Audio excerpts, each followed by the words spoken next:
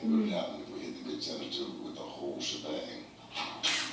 He knew he was done, so he could just try that. Senator, it's our understanding that you're the target of an investigation into theft and fraud. Yes. No. So people are confused about some things. It's better, you know, to have the news talking about him doing something bad, maybe, than no one knowing it. Junior here took it upon himself to make unlawful incursions into county territory that was marked for my people. Incursions? Ain't she the articulate motherfucker? Last I looked, you wasn't no charter member. I apologize. Marlo, you love that, you're encouraging that. Alright. Meeting's adjourned.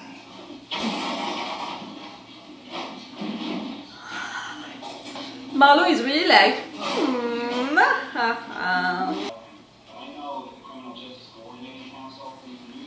It took a while, but I finally put his ass out to pasture. Nah, you're making the subtitles. Plaques for hacks. Prerogative of any big city mayor. How much of that insight analysis can we get in tomorrow's story?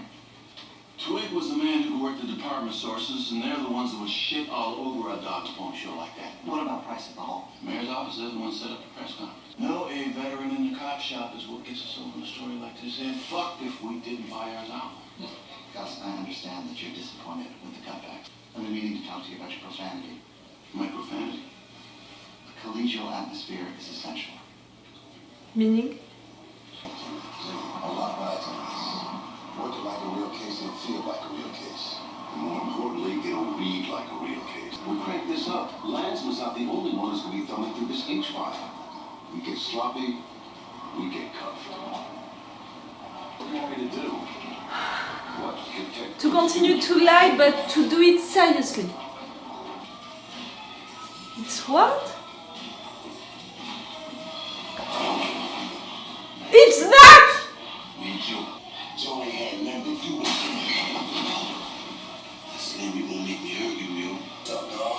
Why don't y'all get Butch here? I don't want you to kill Slim. If Marlo can make him talk, he puts Joe inside your big score. If Joe turned Butchie, I tell you, but it just ain't like that. Come on, yo. If he has some doubts, Omar is not gonna do it. How can you not know him when I know him that well? If he's not sure, he's not gonna do it. He's not gonna do you. I know y'all into keeping things on the hush-hush tip. But damn, Chris, this CIA shit off the hook. Chris is taking you somewhere? Done nothing lately to piss you off, right? You know it's bad. But in fact, I don't think so. I mean... Man, don't waste shit so. And we ain't even get started yet. Give from Marlo. See how that go. Give a gift. Get a gift. Marlo gave you that guy. Won't work, he's too far gone. I find him, detective. What you do after that is your business. Thanks. Maybe next time. Seeing as how I'm doing you a favor, you can write the first officer's report for me. My sequence is A115. Fair enough. Just tells me good things about you. Irk. Have you ever find that camera? Cost me the job. This between you and your attorney. Irk, you can walk around these guys and... Caddy finally dumps Burrell. Irvin was a year before me at Dunbar. Oh, shit. Yes? He was in the Glee Club. You're killing me. I gotta ask. Stone stupid. Okay. Pleasure. Say hi to Aunt Kima. Bye, Dave. Go on. You'll be fine. You want to take care of Elijah. You feel a little connection with him. I'm glad. Jay, you want to do And something? I know that it's also maybe because of her case. She wants to help that kid to talk. Get some ice cream. What did you say? You don't have a house. Been a long time since I built a house. Hope I remember how. No. So cute.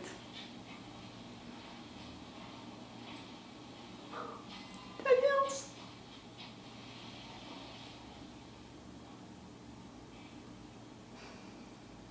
You can be proud of you. I mean, I know you got rank now, you damn near lieutenant, but still. It ain't about the rank. Herc, you're there to defend Tony? But when I gave you that kid to debrief last year, what's his face? You were supposed to get him to bunk Borland, you remember that? Yeah. I fucked up. So what? Randy. So it mattered. It all matters. I know we thought it didn't, but Do you have news about Randy? it does. Do you know what happened to him? So you guys do Colicchio, huh? What is right? They had to do me.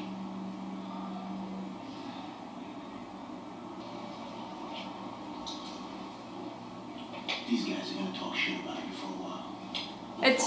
It's not a question of being lawyer or anything like that, because he tried to help Tony, you know, he told him to lie and to lie well. I'm glad you're not taking it bad.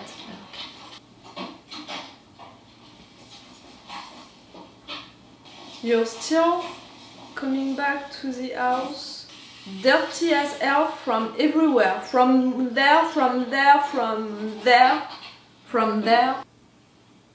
I'm working a serial killer. They call me on any suspicious stuff. Yeah, where'd they reach you? Well, I'm not gonna lie. Stop. I had a couple when I got the call. I know. I can smell the Jamesons from here. I'm just... We had something, Jimmy. You and me. We had something. Yes. You know, when people told me stories about you, about how you were, I couldn't believe it.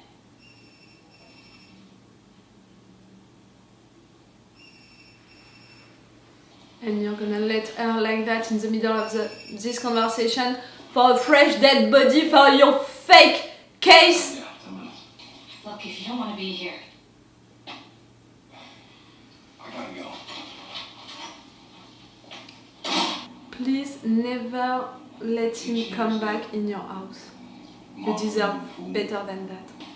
Perfect. I'll be dead in a couple hours. Better lose these.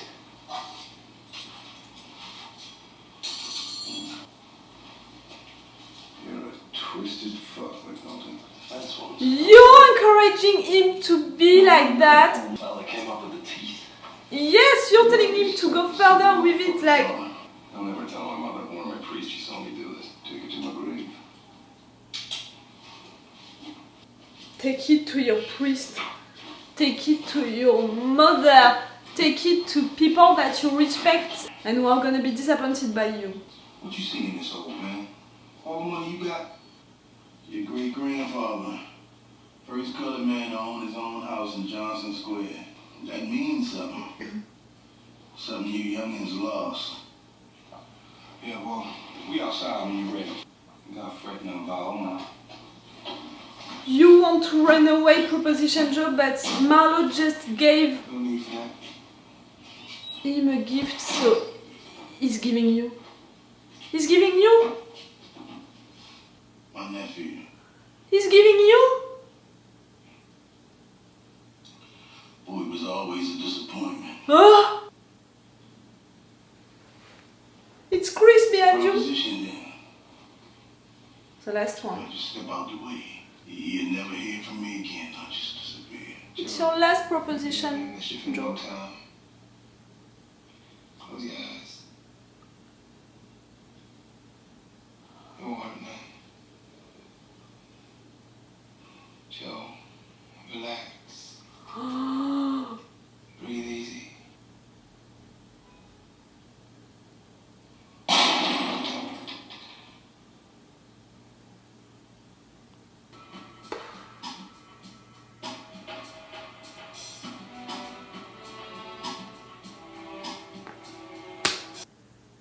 I loved Proposition Joe, you know, as a character, but I'm not gonna be like, oh no, I didn't want him to die, oh no, I didn't see it coming, I'm so mad. No, I saw it coming. I told you that Marlo would kill Proposition Joe, that just he was trying to have all of his contacts, all of the information about how the business was functioning to replace him at some point. I even said it's gonna happen during this episode or during the next one, you know, middle of the season.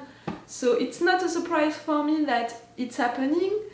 And I can almost be like, at least you're giving him a quick death, an honorable death, because you're not hurting him, you're not torturing him, and you're telling him to close his eyes, you know, you're giving him that little time at the end. Like, I can't even be mad or anything like that, even at Marlo. Marlo is just doing his stuff since the beginning. Like, you know what I think about Marlo? When Marlo appeared into that show, I was like, okay, that's it, I respect that guy. That guy is really playing stuff in an old school way, like Avon, for example. And Avon also respected Marlo because he was playing in an old school way, and in comparison of Stringer and all of the other ones, I prefer in a way Marlo's way to do stuff, even if it's rough, even if it means that he can kill everyone, anyone just like that, even if it's awful also sometimes when we have Chris and Snoop torturing people and all.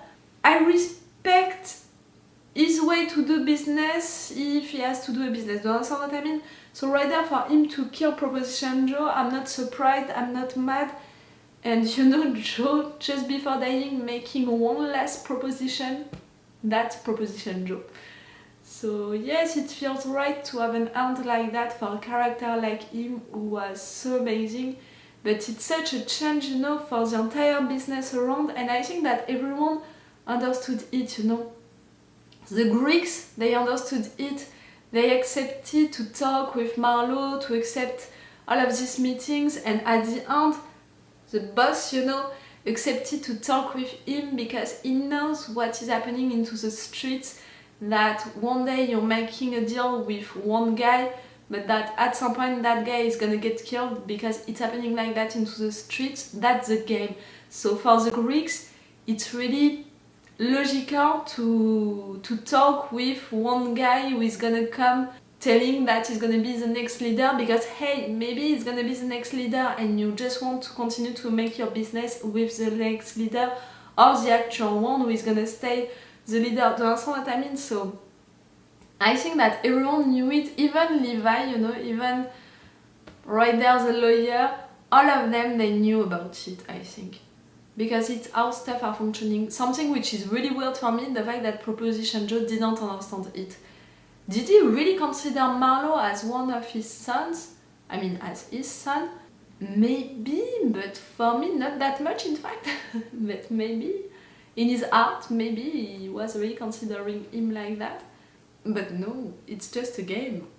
The game, you know. They are playing since they are that young, and we saw it that all of them are into the game since they are that young. Michael is still a part of the game now that Omar is back, now that Omar wants his revenge against Marlo. I'm afraid again of Michael being killed during that war because he's one of Marlo's soldiers, but the worst for me would be Omar killing Michael, or even Michael killing Omar, because I love these two, so I can't imagine one of them killing the other one. No, it can't be. It can't be. I'm not gonna accept it. Really, I'm torturing myself just thinking about that theory. McNulty is continuing with his plan, helped by Lester. The two of them, they want to continue with this fake case and they are working on it like it's for real, but in fact no, and the two of them, they know about it, Bunky knows about it. They even asked, you know, the help of that cop who accepted it without asking the question why. Like, you know, for everyone it's normal, for everyone it's okay, for everyone it's nothing is going alright, you know, into this city, nothing is really moral at 100% into this city. A lot of people are doing bad stuff, so poor, one more, you know. and because it's homeless guys, you know, it doesn't count and no one truly cares about them, about making things right. I hate all of you.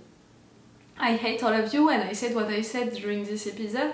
If everyone is thinking like that and about everything, at this point, why are we having rules, you know, to drive our cars? Let's go, you know, Grand Theft Auto mode and let's just kill people driving. Why bothering, you know, working, having money to buy stuff? Let's just steal stuff, you know, like at this point, if you have no rules, you can just do whatever you want, and you have rules also because it's going with being fair, being equal with people and respecting other people and all. And really, it's really playing a lot with my principles, you know, my values, to see them disrespecting so much their job, disrespecting so much dead people, and disrespecting so much what is right, you know. And I know that the definition of what is right is different for everyone, and I know that right there some people are gonna tell me the end justifies the means, because they're doing that, something which is bad, something great, better is gonna happen. If you're thinking like that, you can justify really all of the crimes of the world. Like, no, no, no, no, no, no, and no, it's not okay. I'm never gonna be okay with that. I'm never gonna accept that. No! And it just means that you have no moral compass, and for me, you know, it's really something important in my life and with other people, with how I consider other people. I would always want for people to have a moral compass, to have values and principles, even if they are not mine, you know. Like, I need for someone to have values, some things, you know, that they are following, to respect them. And that's why right there I can't respect McNulty, because he doesn't have that. Even before, at really his darkest moments, I was respecting him because I was seeing that at least he was following one value, he had respect for his job and he wanted to make things right with his job. And really, that's why I was respecting him, even, you know, with the weird and bad things that he did before. Right there, I can't have respect for him. And it's making me mad. See, it's making me mad that someone could be like that, could think like that, could be okay to do something like that. It's making me mad. Even more when it's characters that I love and that I considered and that I respected, because I don't understand. My brain really is closed to that. I can't understand. Maybe also it's playing with my hypersensitivity. I have that particularity, you know, in my life. I have some emotions that I can't handle, you know, that my brain can't process and stuff like that. For me, the worst emotion, it's for things to be unfair. Like, I can't deal with things being unfair. My brain is blocking on it. My brain is paralyzed when it's happening. I can't process. I don't know what to do. I'm blocked. Really, I can't do anything else but crying, but without knowing why I'm crying. Just my brain is not functioning well with that particular emotion. But sometimes with other emotions or things like that, I can't. And you know, right there, when it's about moral stuff, it's a little the same, you know, like I have a moral compass which is like that, so I can't deal with people who have really none. I can deal with people who have a different one that's maybe I'm not gonna agree with, but at least I'm gonna understand, you know. I can hear them. But with people who have none, like right there, Marlo, he has a moral compass. Not a one that I can agree with, but he has values and he is like that with his values. And that's why you're seeing me respecting him. But I prefer someone like Marlo than someone like McNulty. Do you understand what I mean? I don't know if it's clear for you or not. I'm pretty sure that you don't share my opinion with that. But I hope that I explained you well how I'm thinking and why I'm thinking like that. I hope that you're not gonna insult me for thinking like that, that at least I made you understand how my brain is functioning, you know, with that. Daniels was promoted, Erwin, bye bye Erwin, but with a lot of money, so come on, you can say goodbye with a big smile. At the newsroom, Templeton tried to have a bigger job, and clearly is not made for that bigger job, and he understood it, I think. So maybe now he's gonna try to make a good job? No, I don't think so. I think that he's gonna continue to lie and he's gonna make bigger lies just to maybe at some point being noticed by another newspaper.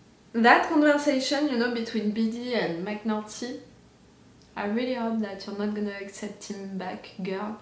You deserve better than that. Everyone deserves better than that.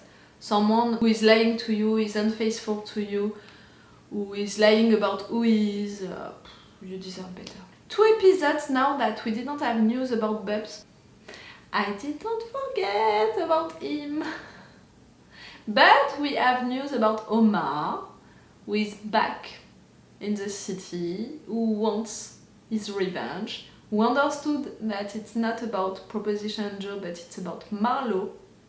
The fact that Marlo gave that guy, you know, to Proposition Joe's nephew, and because of that, that nephew gave him Proposition Joe. How can you do that to someone from your family? Just before that, you know,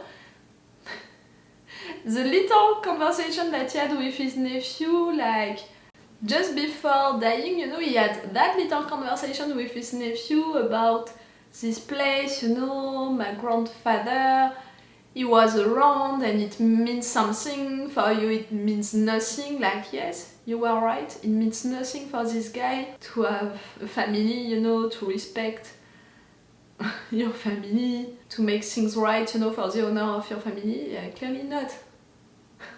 He gave you to Marlo. We'll see what is gonna happen. Like, I'm a little worried for the rest of the season. I'm worried. We'll see.